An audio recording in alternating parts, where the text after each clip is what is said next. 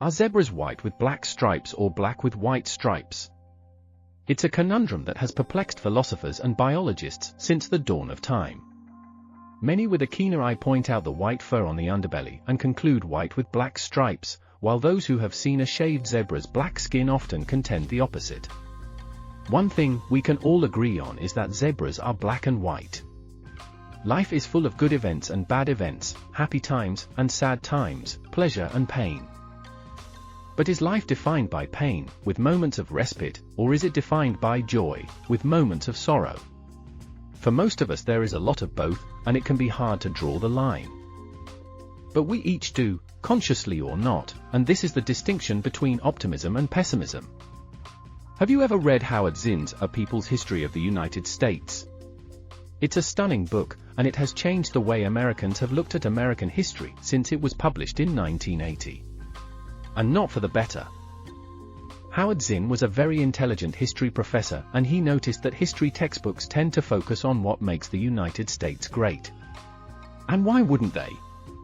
What kind of a government would want to inculcate their citizens with anything but the best possible opinions of said government?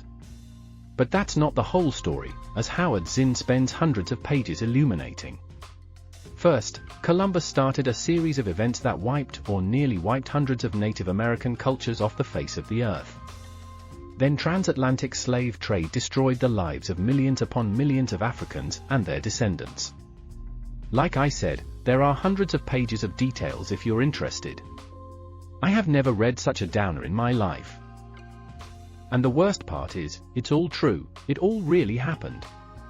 And that whole book only covered 1492 to 1980 on the continent of North America. Zinn's point was that pro-America American history books do not tell the whole story, and it seems as though, in pointing this out, he has accidentally convinced a generation or two that genocide and slavery is the whole story. It is not. Have you ever read Steven Pinker's Enlightenment Now? It's one of my all-time favorite books. From beginning to end, it is nothing but statistics, facts, and graphs, depicting the hundreds of thousands of ways in which human life is improving over time.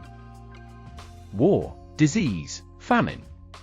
There is not a single thing that humans have ever suffered from that is not better today than it was 50 years ago.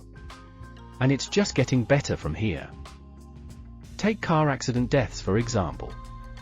The first Ford Model T rolled off the assembly line in 1908. From then until 1940, car accident deaths skyrocketed. And ever since 1940, they've been going down proportional to population, and since peaking in 1972, they've been going down in absolute number, even as the population and number of cars on the road have gone up.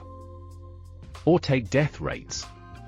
For most of human history, approximately 54% of live-born babies reached the age of 15. That was true until 1900. That means that approximately 46 billion people, or 6 times the current population of the Earth, died before reaching age 15. In 1950, 73% reached age 15. Today, 95% of babies born around the world live past age 15. Even someone born in sub-Saharan Africa today is probably not going to join that 46 billion people. The stories we tell ourselves have incredible power. The narrative of all global events in human history is too complex for our minds to fully comprehend. Stories are what we get when we try to understand events. What happened, why, how, and what can we do to impact similar events in the future? Say that you are meeting a new individual. If you have told yourself the story that people as a whole are nasty and selfish, you will subconsciously treat that person worse than if you have told yourself a story of universal love between all humans. And the way you treat that person has a massive impact on how that person will treat you.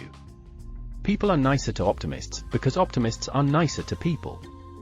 And people interacting with people is what makes up most of life. Bosses tend to promote people they like. Mechanics tend to do better work for people they like. Friends tend to prefer to hang out with people they like. And people who are well-liked tend to have less stress and better health as a result. It is causal. The more optimistically you see the world, the better the world actually is, and the more pessimistically you see the world, the worse you make it. So are zebras black or white? Ultimately, you get to choose. So choose wisely.